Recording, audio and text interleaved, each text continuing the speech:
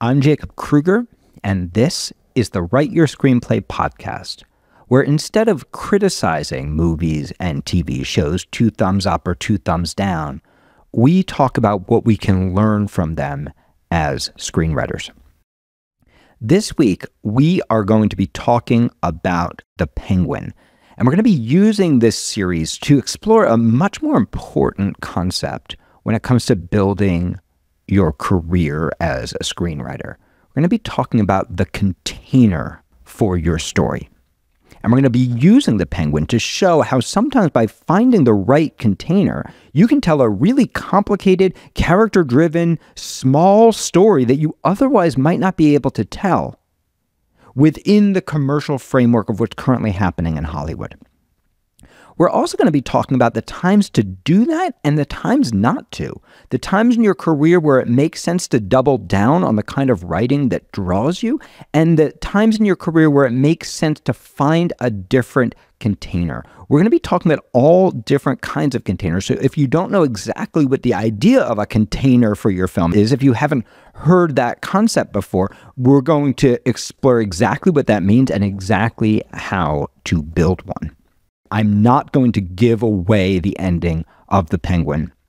However, there will be certain hints, right? Because as I start to break down the pilot and as I start to break down Oz's want, it's going to start to become clear to you what's going to have to happen by the end of the series. So if you want no spoilers at all, you might want to hit pause about halfway through this podcast. I'll let you know when, after we've kind of done our more general discussion, and watch The Penguin first. If you're okay getting some hints without actually getting the plot details spoiled, then you should be able to hang with us for the whole podcast and have a good ride. This episode is brought to you by the ProTrack Mentorship Program at Jacob Kruger Studio. ProTrack is designed to turn the traditional film school model upside down. We pair you one-on-one with a world-class professional writer who is going to read every page you write, every draft you complete, and mentor you every week or every other week throughout your entire career for the tiniest fraction of what you would pay for a film school. So if you'd like to learn more about ProTrack, you can go to writeyourscreenplay.com/ProTrack, and you can schedule an appointment to talk to our admissions director about your dreams, your goals, where you're trying to get in your career, the obstacles that you're facing, the places that you need to grow as a writer, and we will make sure to match you with the perfect mentor for your dreams. So one of the most common questions that I get asked as a teacher is, am I writing the right script? Should I be writing a thriller? Should I be writing a horror? Should I be writing an action movie? Should I be writing something smaller? Should I be writing something bigger? What script should I actually be writing if I want to be a professional writer? And the answer to that is actually very different depending on where you are in your development as an artist. So when I'm working with early career writers, what I mean by that is writers who are working on their first script, their second script, they're really early in the journey. I always give them the same advice. If they ask me what to write, I ask, what are you desperate to write? What's the story that you want to write more than anything? And almost always that is the right story. Occasionally, I'll find a writer who's like, well, I have all these different things I want to write, and I don't know which one of them I want the most. And to that writer, I'll say, well, what is the story that you are most afraid to write? What's the story that you would write, but you're afraid you're not good enough? Or you're afraid maybe you won't be able to capture it? Or you're afraid maybe you're not going to be able to fully serve the story, right? That story that you're afraid of, just like the story that you're passionate to write, these are the stories early in your career, without a doubt, that you should be gravitating towards. Because early in your career, you're still building your craft. You're still learning what it means to have a voice as an artist. And it takes thousands of hours to build a professional level craft, and you may as well spend those hours working on the project that you're passionate about, especially because early in your career, before you have a manager and an agent and a team and connections and producers you're talking to, before you have all of that, you have absolutely no idea what is commercial. Even if you're diligently reading the trades every day, by the time it's in the trades, it's already old news. Right? The reason that you have a manager or an agent eventually, the reason you work with production companies and producers is because these are people whose daily work is finding out what is hot, not yesterday, not tomorrow, right now. Who exactly is looking for exactly what today, and how do I get a package together that includes elements that allow me to move this project forward? And Hollywood is like high school. Trends come in and trends come out. They don't stay the same. And so if you're early in your career and you're trying to time the industry, well, the truth is you're already starting off behind. And you're not going to have the time that you need to actually develop the script, because it takes a long time to write your first script, because you're still learning craft and you're still learning structure and you're still learning character and dialogue and action and all these different elements that we talk about. And so it's going to take you, by the time you've actually done the script, right? You're going to be like Jake Kruger in second grade, right?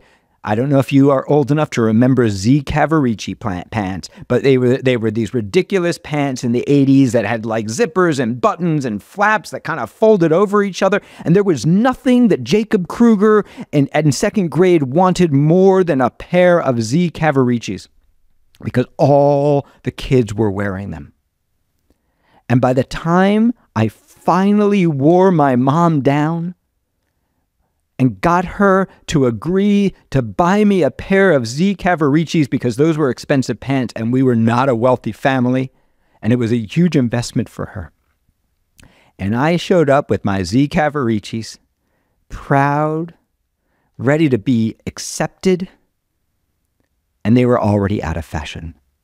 Right? They weren't popular anymore. They weren't hip anymore. I'd missed the trend. Well, this is exactly what happens if too early in your career you try to time the industry. You just can't.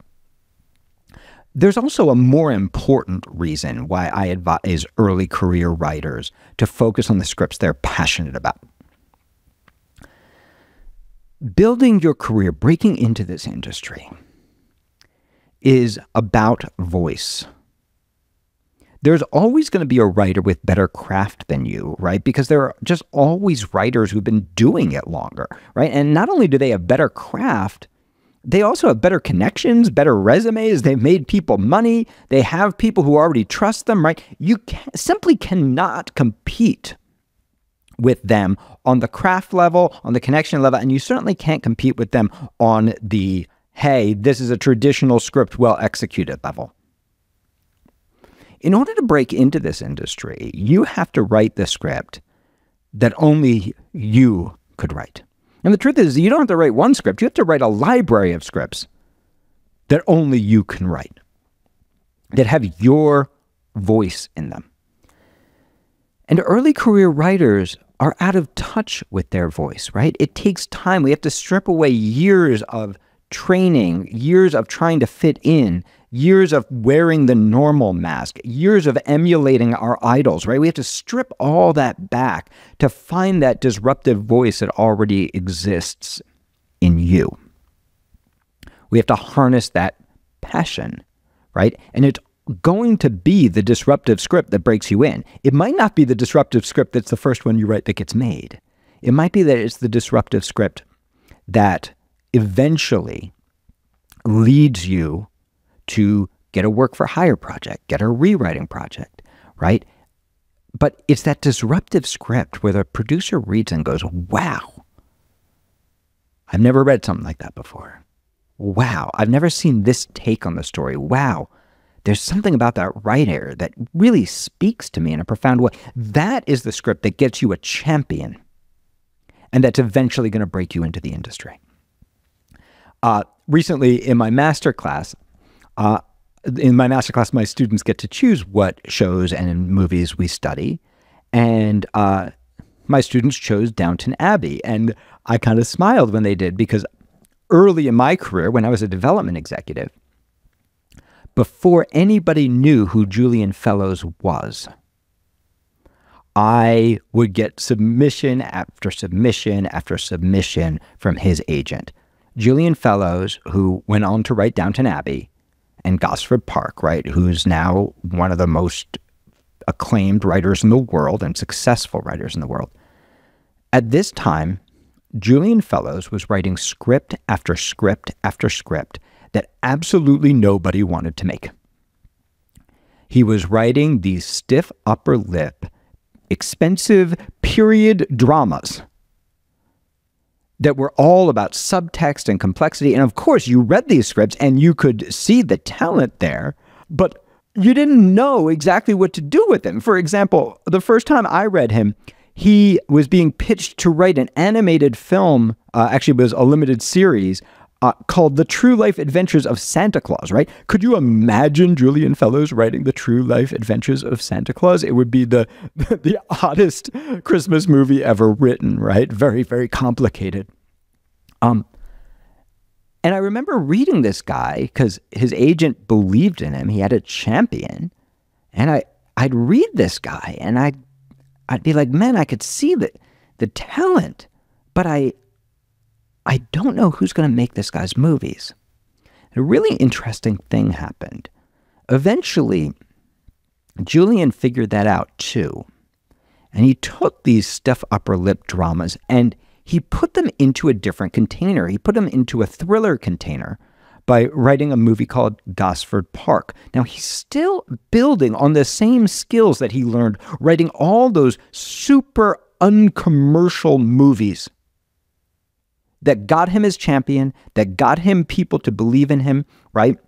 He's still building on all the skills he learned writing those scripts he was passionate to write. He just took the same kind of complicated subtextual writing, stuck it in the container of a thriller, wrote Gosford Park, won an Academy Award, and suddenly he can do anything, right? Suddenly he's being offered a TV show called Downton Abbey, which a couple years before would have been an unmakeable show, which suddenly turned into one of the most successful TV shows ever written.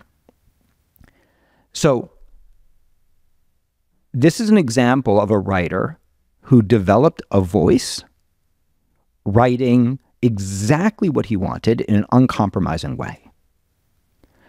And this is what I want you to understand too, because there will come a time in your career, right? And some of us, by the way, some of us are attracted to super commercial containers, or we happen to have luck line up, right? What's hot now and what we like writing, it just aligns to the perfect time. And if that happens for you, great, wonderful, congratulations, that's awesome.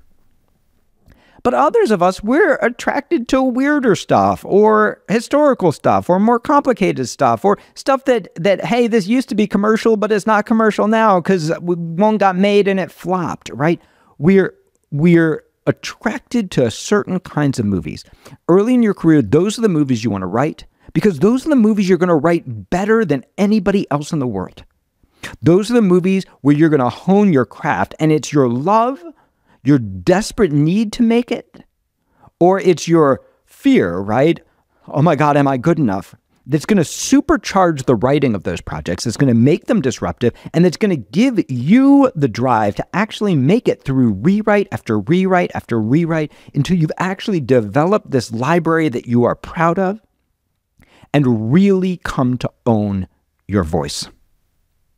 And once you come to own your voice, a new door of possibility starts to open up, and we start to get presented with a place where I actually am in control. I can be connected to the character, listening to the character, intuitively following the character, and I can also be gently moving the character in a specific direction. I can take a scene that was written as a drama and I can rewrite that same scene as an action movie, as a musical, as a sci-fi, right? I have a certain level of control because my art, my voice as a writer, and my craft have reached the point where I'm equally skillful in both ways. And at that point, well, sometimes you've already made it, right? Sometimes you don't have a hard decision because you've already made it because one of these scripts has disrupted somebody, and that somebody's become your champion. But other times, so we have a student right now, a wonderful, wonderful writer, finalist in the Nico Fellowship. I mean, the guy just, everything he submits to, he wins, or he's a finalist, right? He's a beautiful writer, and he writes these challenging period pieces. And those period pieces have had so much success that there are some major production companies who have become fans, right? They love him, and they're not willing to make his movies. Now, I want to point this out. It's his non-commercial historical movies that he's obsessed with writing that broke him in, that built these fans. But now these fans are starting to give him some feedback, and I'm talking major production companies. And the feedback that they're giving him is, hey, could this just be in the present? Hey, could we take this and make this now? In other words, what they're saying to him is, in today's market, maybe a year from now, period's going to be in today's market with who we are as a production company, we can't make this movie, but we want to make this movie. Can you update it for us? Can you make it less expensive? And so he called me up. He wanted to talk to me about that, right? Because that's a real crossroads for him as a writer. And we talked about it.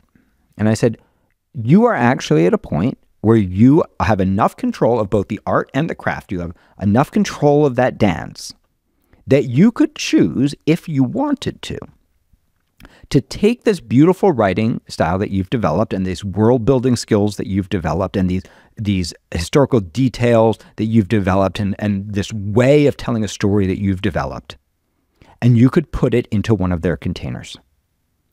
You could tell a modern-day story with the same level of cool research and complicated little details and world-building. You could do it. And you could also take the other path. You could say, hey, I am having the time of my life writing these historical movies that currently nobody wants to make. And those historical movies are getting me fans, they're getting me connections, they are, and I'm having the time of my life writing them, and this is what I'm passionate about. And I'm going to just keep writing them until either the industry changes or I get lucky. And what's wonderful about that path is, hey, if you spend your whole life writing things that you love and they don't get made, you had a pretty good life. You spent your life doing something you love. On the other hand, if you spend your life trying to sell out and you don't sell a script, then what have you got, right? You didn't even get to have a journey that you wanted, right? So we need to know that most scripts don't sell, that what's hot is constantly changing, and we don't even want to start thinking about, hey, maybe I could put this into a more commercial container until, like my student, number one, you know what commercial is, meaning there's literally a production company saying, I can sell this. Number two, you have both the art and the craft to deliver that before the industry shifts and that's not popular anymore, right? You can do it quickly because you've developed that skill set. And number three, that you know you can tell the kind of story you want inside of the container that they happen to want right now. And this will bring us to our conversation about The Penguin. Let's pretend for a moment that you were Lauren LeFranc, the showrunner of The Penguin. Let's pretend you're like, oh my God, I know the story I want to tell. And so you go in to pitch DC Studios and Warner Brothers Television, right? The makers of the biggest, most blockbuster superhero movies and series, right? The studios that brought you the Batman, right? And you go, here's what I want to do. I want to tell a story about narcissistic heroes. I want to tell a story about narcissistic personalities and the rise of populism and false idols. And oh yeah, I know it's a super complicated political climate for that right now, but I'm seeing this societal trend where a huge portion of our populations feels talked down to, unheard, disrespected, not paid what they're worth, and they're looking for a leader, and they're finding it in a very dark and complicated character whose name we will not mention. Let's just call him the Penguin, and they're looking for something good, but they're building around a man who, on the one hand, does have this ego-centered desire to be a hero, but also is a liar and a thief who never tells the same story twice, who's always playing people against each other. And I want to look at how that desire for respect, it doesn't just drive the people who follow him, it doesn't just destroy the people who follow him, but it also drives and destroys him.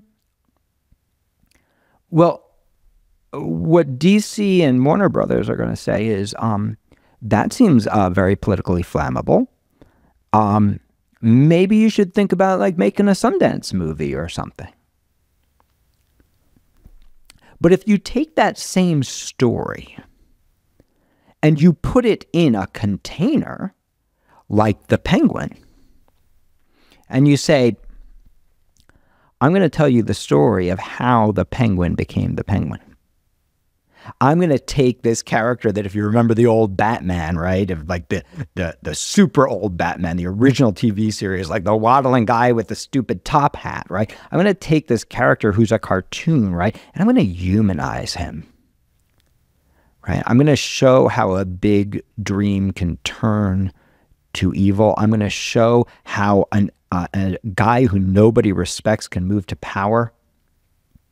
And by the way, it's going to be filled with violence and chase sequences and excitement and really complicated characters and strong female leads. And we're going to be looking at complicated dynamics between him and Sophia, who is both somebody that he genuinely cares about and somebody that he betrayed. And she is both someone that he wants something out of and somebody who potentially is going to destroy him, right? We're going to tell this super excited adventure story, and we're going to pair him up, because I know he seems like a really bad guy, but we're going to pair him up with a really popular thing to do right now. I mean, you saw it in Agatha all along, right? We're going to take this really bad guy and we're going to pair him up with a really good kid. And we're going to watch how, this good kid starts to turn bad, but we're also going to see how the good kid brings out the good in the Penguin, right? We're going to see all of this inside the container of a badass, action-packed superhero coming-of-age story. And you're much more likely to get a yes. This is what I'm talking about when I say the container of the film. The truth is, a version of this movie was made years ago. It's one of my favorite movies. Taught it in my masterclass a couple months ago. It's a movie called A Prophet. Gorgeous little French Algerian film about a really complicated relationship between a father figure and a troubled young kid. And what's incredible about the Penguin is, even though, yeah, we have all the silly elements of these superhero movies, right? We have a kind of vaguely mushroom designed revolutionary new drug, right? We have all the double crossings and betrayals and plot twists and a lot of violence and fire and explosions and all that cool shit. That's actually not what we're watching when we watch The Penguin. What we're actually watching, what we're actually falling in love with, what we're actually doing, and this is what's so sociopolitically fascinating about this series, right? We are looking at how do we, as a society, become enamored with people who are obviously compromised, with people who are obviously problematic. How do we come to see them as the heroes? How do we come to believe that maybe they can help us and that maybe they want to? And so here at the center of The Penguin, right, this starts at the very first episode. There's this extraordinary conversation between Oz, right? One of the cool things the Penguin does is it gives a little twist to the Penguin's name, right? The Penguin is not like his dream appellation. The Penguin is something that people say to put him down, right? The Penguin that we meet in this series, absolutely brilliantly played by Colin Farrell. The Penguin that we meet has a deeply deformed foot that causes him to waddle, that he struggled with since he was a kid. The Penguin, they call him the Penguin as a put down. And nobody takes him seriously. They don't take him seriously because he's not that smart. He's intelligent, but he's not that smart. This is not a super genius. They don't take him seriously because he's not good looking, because he didn't come from money. He's not an elite, right? He's a guy who had to work his way up, right? They don't take him seriously because of where he came from. They don't take him seriously because of the way he looks. They don't take him seriously because of the way he walks. They don't take him seriously because they know he lies. They know that he will say anything to move up. They don't take him seriously because they know he skims a little off the top. Not so much to get in trouble, but a little bit. And they don't take him seriously because the way that he survived in this world is by making himself small. And there's a part of them that know he's playing that game. He's not trusted. But the truth is, even if all these things weren't true, the Penguin probably never really has a shot to be taken seriously. He's never going to rise beyond a certain level. This is the man that we're meeting. And he's an embodiment of the way that a lot of people feel. I came from this place and I'm never going to get out of it. And I'm going to scratch and claw and fight my way to get a little tiny slice of the pie when these other people have so much and these people were given it and they don't necessarily even deserve it. And I know they look down on me, and I have to help them do that so that I can get the whatever scraps they're willing to throw at me. This is the character that we're meeting, and this is why we fall in love with him. And we meet him. There's just been in the Batman movie that this is spinning off of, the big crime boss has been killed. And now his son, Alberto, is taking over. And Alberto has found Oz in his nightclub, and there's a really complicated status game happening between them. Alberto's got this new drug, and he's excited about it, and he's kind of playing games with Oz's status, and we're watching Oz play low to this spoiled jerk that he now needs to please. And there's this moment where Alberto shows his pinky ring. He's talking about his dad, and he says, "You think I could be as good as him? Get his kind of respect." And Oz gives this really fascinating answer. Oz says, "If you want, but there are different kinds of power." And then he tells this story. When I was a kid, there was a gangster, real old school type, Rex Calabrese. He was a big deal. Yeah, at least in my neighborhood. Now listen to this. He helped people. When someone in your family was sick, he'd find you a doctor. Short on rent, front you the cash. Knew everyone's names, too.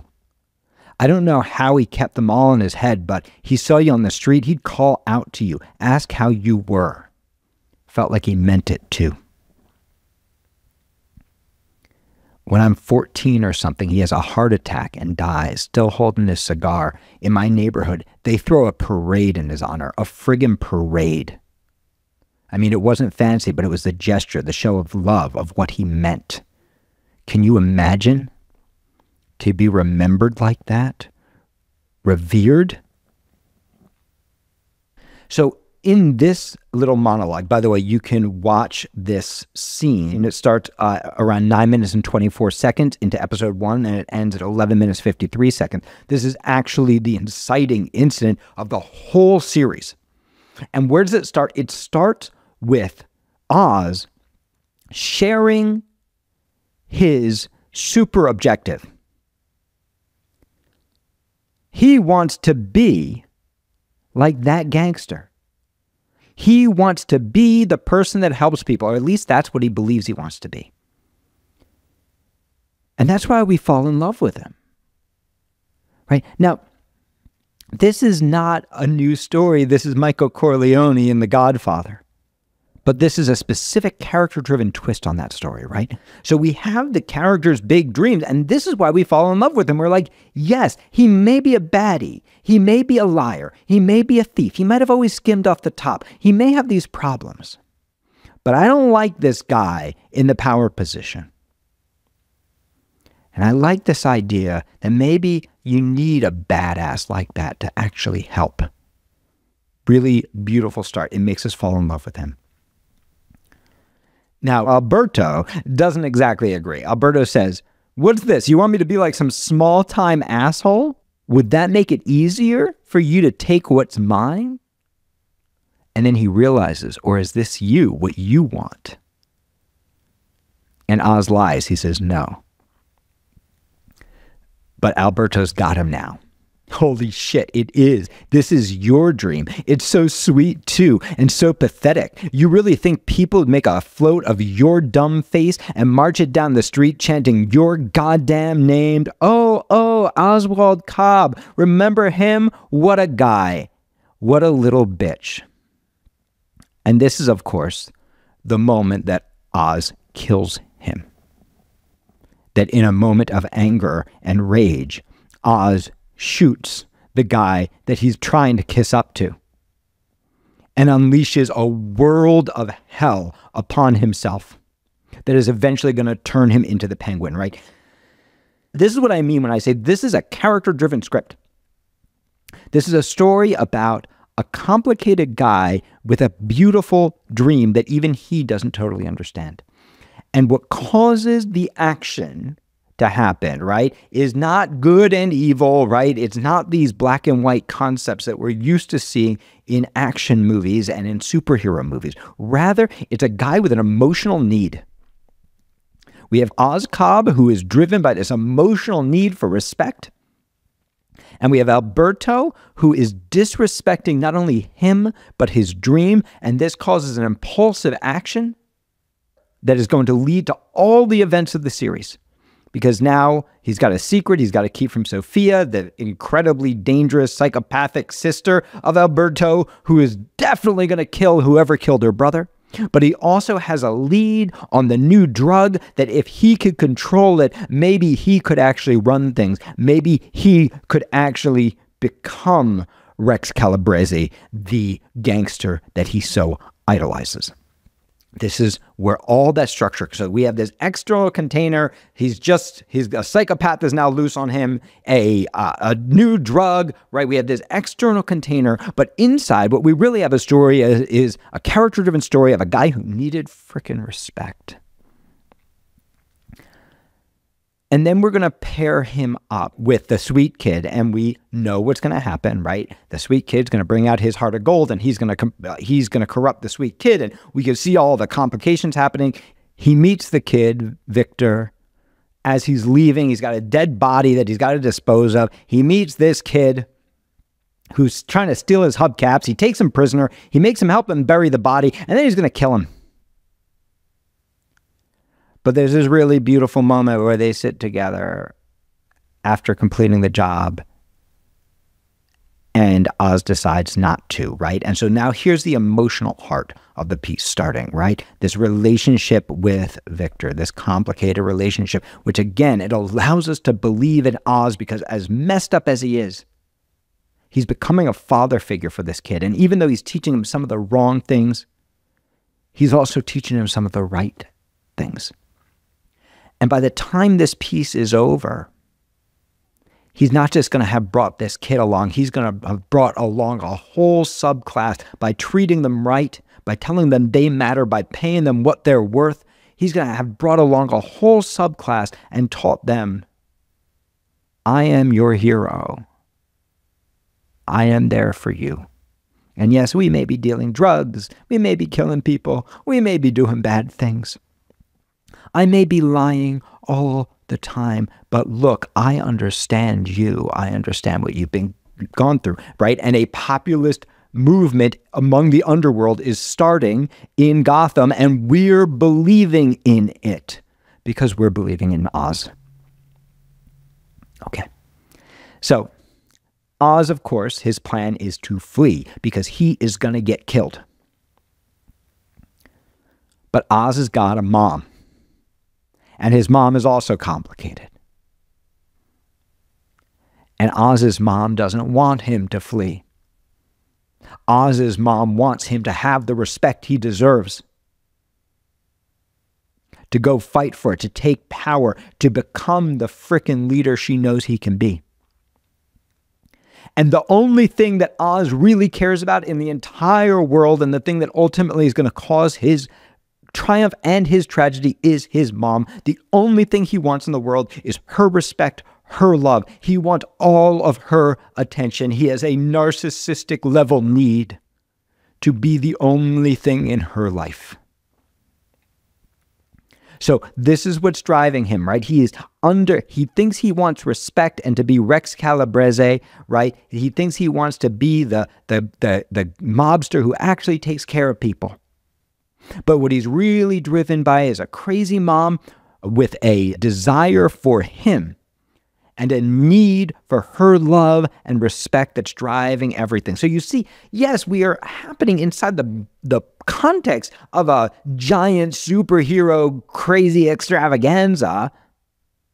But this is a character-driven story about a kid from a fucked up family trying to work his way up and not having any respect and needing respect, who makes a terrible choice because he needs respect that badly, because he has a dream that he knows he's never going to frickin' reach. So on the other side, right, the bad guy who's also connected to him, she also comes from a terrible family. Sophia. Carmine, the mobster who was killed in the Batman movie, he was her dad. She hated him for reasons I'm not going to spoil. The only person she believed in was her brother. And she's going to avenge his death. And there are no limits to what she will do. She is a sociopathic killer. We can argue about what made her that way. But she is going to run this frickin' crime family. And she will do anything to do that. But the thing she wants most is to avenge her brother's death.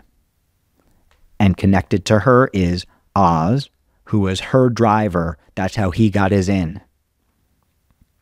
And they're in this really complicated game, and at any moment she might kill him. But they also need each other, right? So this is a character-driven, emotional relationship popped into this big superhero movie container. Okay. So throughout most of the movie, she's going to do all the evil supervillain stuff. And Oz Cobb is going to play the traditional hero role, except that hero role is going to be twisted because he's also a bad guy, right? But it's literally just goodie versus baddie, just like in every superhero. It's just that this particular goodie is way more complicated than the traditional ones. So we're in this familiar container, sweet kid with bad guy, complicated evil baddie who way outdoes whatever problems Oz has. But underneath that, we have a story about the rise of populism and the desperate need for a leader and the way that we ignore the obvious problematic elements of that leader. Okay, so if you have not seen anything past the pilot of The Penguin, again, I'm not going to spoil the exact ending, but some of the things I share from here are going to, if you're really good at structure, they're going to allow you to start to figure out what must have happened.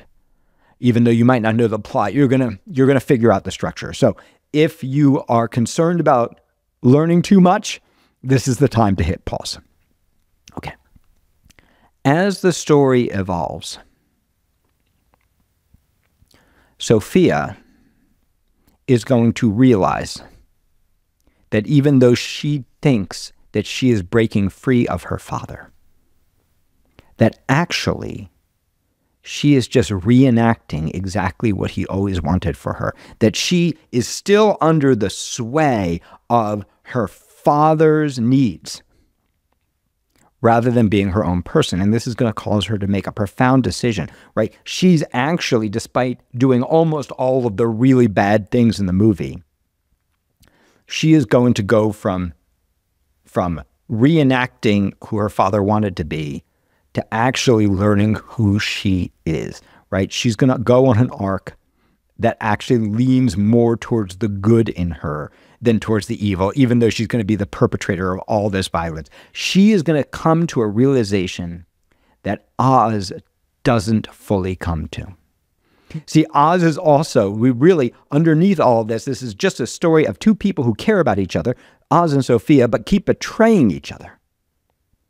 Because they're both under the thrall of these complicated parental figures and these complicated, again, I'm not going to spoil it, but these complicated choices they've made in the past that have caused them pain. And they are both compensating for this, right? This is a Sundance movie stuck into a giant superhero action-filled container. This is a story about families and relationships. So Sophia's going on this journey where she's starting to realize that who I've become is my dad, not me. And that this unceasing need for power that I've been pursuing and revenge is my dad, not me. Meanwhile, we're also starting to poke holes in the Penguin, in Oz's dream, right? So we start with this really pure dream. He wants to be Rex Calabrese. He wants to be the mobster who took care of people. He wants to be Vito Corleone, basically. The guy who took care of people. We get a second beat about Rex Calabrese in episode 5. Right at the beginning of the episode, Victor and Oz are torching Oz's car, the car that he loves so much. And Oz tells Victor this story. I ever tell you about Rex Calabrese? He ran my neighborhood when I was a kid. Had this gold Cadillac, white leather seats, beautiful. When it rolled down your street, you felt like your block was blessed. Rex's ride, it wasn't just a car. It was a fucking chariot. Made a kid with a bum leg feel like even he could be the king. End of an era. So you see what's happening again. We're getting that big dream, but the dream has shifted a little bit, right? In the previous version of the dream was he helped people. In this, in a very subtle way, the writer is telling you, oh, Rex Calabrese, it was a little different. See, the Penguin's been driving around this whole movie in a purple Maserati. He's trying to reenact the Rex Calabrese thing, but this was not about helping people. This was about the car. This was about feeling like the kid with a bum leg could be the king, right? So we have these two competing super objectives, right? This is a complicated movie, right? This is not good and evil. This is a character who has two different stories of who he wants to be and what's actually driving him. One is, I want to be that guy who helps people. And the other is, I want to drive the fancy car and I want to be the freaking king. And these two beliefs are actually both active in the character. Victor realizes what this means because he's the one who crashed the car. And he apologizes for breaking Oz's chariot. And they have what's going to be probably their closest moment, where Oz talks about Victor's loyalty and how that's worth 1,000 cars. Right? And so we had this beautiful moment of connection. It's exactly what we expected, right? Victor is bringing out the best in Oz. These two stories, Oz is on his way to being the gangster who took care of people, being the freaking king. It seems like all the dreams are happening at the same time. But there is a third beat about Rex Calabrese. It happens in episode 7, Top Hat. Around 4 minutes and 10 seconds in. See, in this episode, we flash back and we see his childhood. We know that he had 2 brothers. The only thing we know about that they died, the city took them, is what Oz said. But it turns out it's going to be more complicated than that. Again, I'm not going to spoil that for you. But what happens is we go back in time and we watch young Oz with his 2 brothers and his young mom. And we get to meet Rex Calabrese. We see that golden chariot. And we see Oz's fascination with Rex. But the Rex we meet ain't taking care of people. What he's actually doing, his thugs are beating up a store owner. And this is a sign for us, right? Do you see the structure being built with these 3 little beats? That the story that Oz has been telling us about Rex Calabrese, about wanting to take care of people, might not match up with who Rex Calabrese actually was. And what that might mean is that the thing that Oz is telling himself and us that he loves and wishes he could be about Rex Calabrese might not actually be the thing that he's seeking, right? This 3 beats about Rex Calabrese, and there's a reason it happens in episode 1, halfway through, and then there's this 3rd beat here in this seminal episode, episode 7, because we are setting up an ending that we have to believe that is going to hurt us, shock us, and upset us. We are setting up an ending that is both unbelievable but inevitable. And it's actually this work right here, not the big superhero container, this beautiful, character-driven, complicated work about a guy whose story to himself is not completely true. About a guy who we have come to believe in, even though we know he's a liar. We know he's a cheat. We know he will betray people to get what he wants. We have come to believe in his populist vision, just like all these loyal soldiers. We have come to believe in it.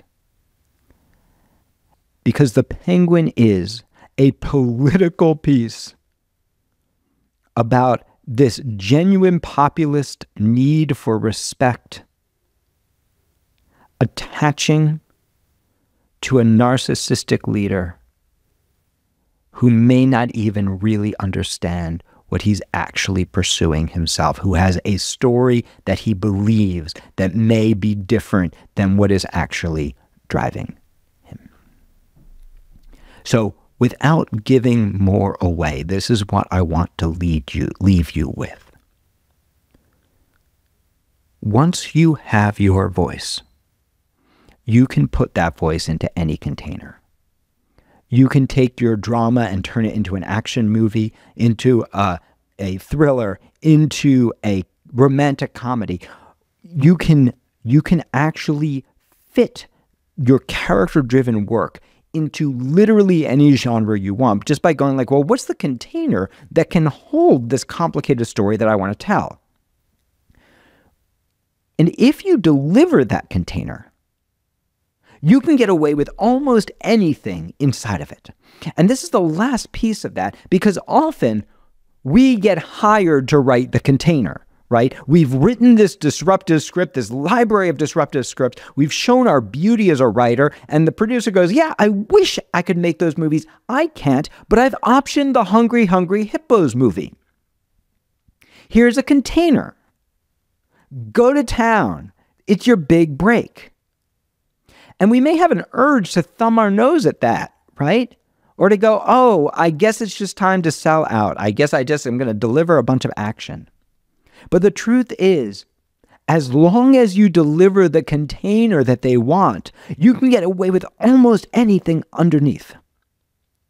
As long as you deliver all the complicated action and adventure and excitement and superhero shit that fills the Penguin, you can get away with this complicated story about how a lying, narcissistic character who also has some beautiful traits comes to become one of Gotham's most revered and most dangerous super villains.